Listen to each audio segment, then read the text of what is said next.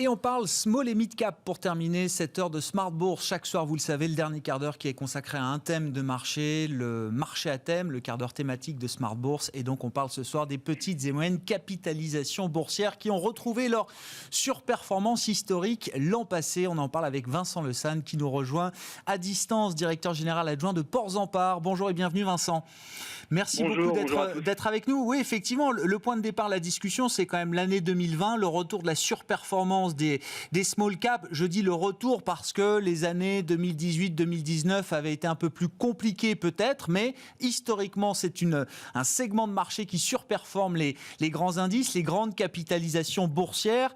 Pourquoi est-ce que 2020 a été l'année du retour de la surperformance des small caps ? J'ai vu que les small caps françaises avaient mis peut-être 14 points dans la vue au CAC 40. C'est à peu près l'ordre de grandeur, Vincent ? Oui, alors effectivement, et d'autant plus, je dirais qu'on regarde, c'était d'autant plus vrai sur les petites d'entre elles, plus sur les small que les mid d'ailleurs, et notamment sur le compartiment Euronext Growth en fait, qui est tiré très clairement par des secteurs qui passent au travers des gouttes de la crise. C'est le cas notamment dans la technologie. On a beaucoup je crois qu'on pourrait citer les secteurs des jeux vidéo qui a particulièrement bénéficié du confinement. Des titres comme Nekon, des titres comme Focus Home Interactive, comme Guillemot Corp. Voilà, tout ça, ces dossiers Dontnod encore qui ont vraiment connu une très belle année 2020. On a également sur ce segment de la cote beaucoup de valeurs également qui sont liées aux énergies nouvelles.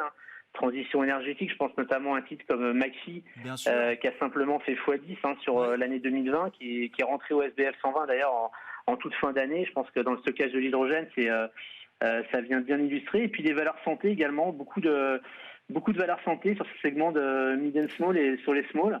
Et là aussi, dans un contexte un peu anxiogène autour du contexte sanitaire, toutes les valeurs santé ont repris de l'intérêt et cette tendance de 2020, en fait, on la voit se poursuivre sur ce début de l'année, puisque là encore l'indice small est en hausse de 5%, donc surperforme le CAC de 3 points sur les premiers jours là, de l'année 2021. Ouais, ça veut dire que quand même ce segment small, il peut profiter aussi du thème de la réouverture des économies. Parce que les exemples que vous avez cités, les jeux vidéo, la santé, effectivement, il y a eu le boom de la pandémie pour certains de ces secteurs-là. Si on bascule vers l'idée de la réouverture des économies, de la normalisation, les small caps gardent de l'intérêt, gardent des intérêts stratégiques. Oui, parce qu'il y a aussi, vous avez aussi tout un pan de l'activité qui est effectivement qui est lié au rebond de l'activité. Je pense à des sociétés dites plus traditionnelles. Je pense à des Manitou qui a publié très récemment, des Trigano. Retrouver les valeurs moyennes qui sont plus liées à l'économie et effectivement qui rebondiront dans une sortie de crise. Qu'est-ce que vous attendez des opérations sur cette année 2021 ? Opérations sur capital au sens large, je mets les introductions en bourse, les levées de fonds, les augmentations de capital, le M&A, un peu dans la même histoire. Mais est-ce que 2021 s'annonce comme une année très, très dynamique sur ce plan des opérations sur capital et sur fonds propres, Vincent ? Oui, alors effectivement, ça s'annonce comme une très grosse année. Deux choses. On aura toujours, je pense, la tendance qui est depuis l'année 2019 sur le M&A. Vous parliez donc du M&A, des offres publiques. Depuis la loi Pacte, donc on a des conditions qui sont plus faciles pour sortir de la cote, avec un abaissement du seuil de sortie de cote, non plus à 95, mais qui a été rabaissé à 90%. Et on a vu plus d'une trentaine d'opérations l'année dernière. Et c'est une tendance qui va se confirmer en 2021. Notamment pour toutes ces sociétés qui jugent être sous-valorisées en bourse, qui ont des résultats et qui ont des capacités à aller chercher des fonds qui les accompagnent pour financer cette sortie de cote. Ça, c'est la première des tendances qui va se poursuivre. On est beaucoup sollicité en fait sur ces thématiques-là. La deuxième tendance de fond, c'est bien sûr les IPO, puisque là on n'a jamais eu autant en fait de mandats signés à pareille époque de l'année. Pour vous donner un chiffre, on a Ports-en-Par BNP Paribas, 5 mandats à exécuter sur le premier semestre. Ce qui est quand même assez. Parce que beaucoup de retard a été pris au cours de l'année 2020, c'est ce qu'il faut comprendre, Vincent ? Alors, il y a ce phénomène, on l'avait déjà effectivement enregistré au second semestre. On avait repris dès septembre, on a accompagné la société Ecomiam, on a également accompagné la société Alchimie. Donc, ce mouvement, on l'a déjà senti, je dirais, après l'été, il se poursuit. Et quand on regarde un peu la nature d'activité des sociétés qu'on introduit, on retrouve effectivement la santé. Il y a la première IPO de l'année qui a été annoncée, c'est Ferrecides, dans le traitement des maladies résistantes aux antibiotiques. Donc, ce sera la première opération de l'année. Autre opération qui a été annoncée sur son intention, en tout cas, c'est dans le domaine de l'hydrogène, la société HRS, Hydrogen Refueling Solutions, qui conçoit et qui vend des pompes à hydrogène pour la mobilité, pour les véhicules légers, par exemple les taxis Hype à Paris, c'est eux, mais également pour les camions et les bus, dont on sait que ça va être un enjeu. Je pense que la thématique qu'on va retrouver, c'est encore l'économie circulaire. On a un mandat dans le domaine des reconditionnements de smartphones et de tablettes. Et puis les énergies nouvelles, on citait l'hydrogène, on a également un mandat intéressant sur un distributeur d'électricité verte, donc sur des opérations, beaucoup d'opérations, et puis au-delà de notre propre périmètre, il y a eu des annonces sur Believe également, qui devraient venir se faire coter à Paris. Donc on a clairement un gros pipe là en début d'année. Et je pense que très clairement, il faut mettre ça aussi sur le contexte de marché qui quelque part pousse les gens.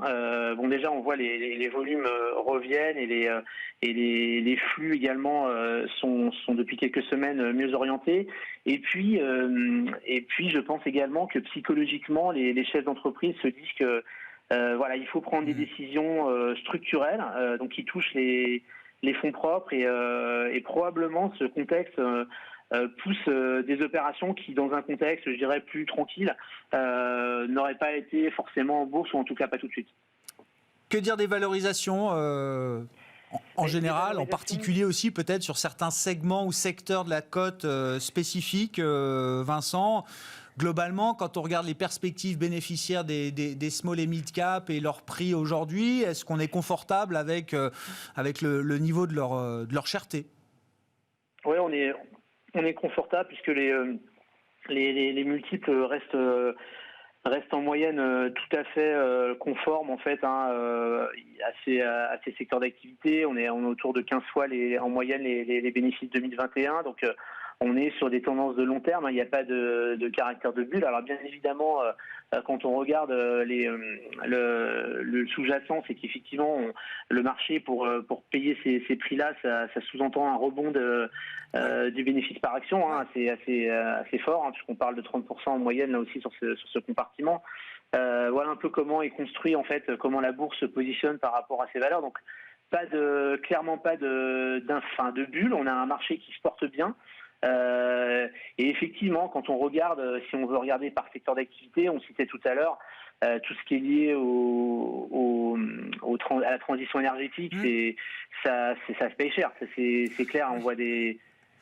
On parle de multiples de chiffre d'affaires. Là, on est sur des secteurs d'activité sur lesquels on est probablement, en tout cas, le marché paye très cher ces perspectives, qui sont des perspectives de long terme.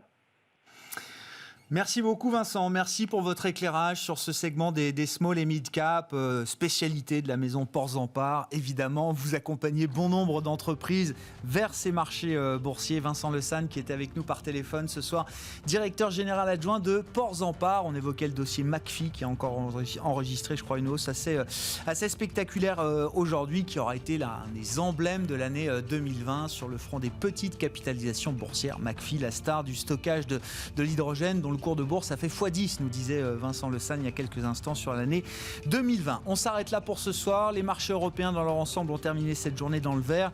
L'événement à suivre, ça reste quand même le discours de Joe Biden avec des précisions sur sa stratégie sanitaire et le plan de relance économique attendu après la victoire démocrate. Le discours aura lieu dans la nuit pour nous, heure de Paris. Et on se retrouve évidemment demain en direct dès 12h30 sur Bismart pour Smart Bourse.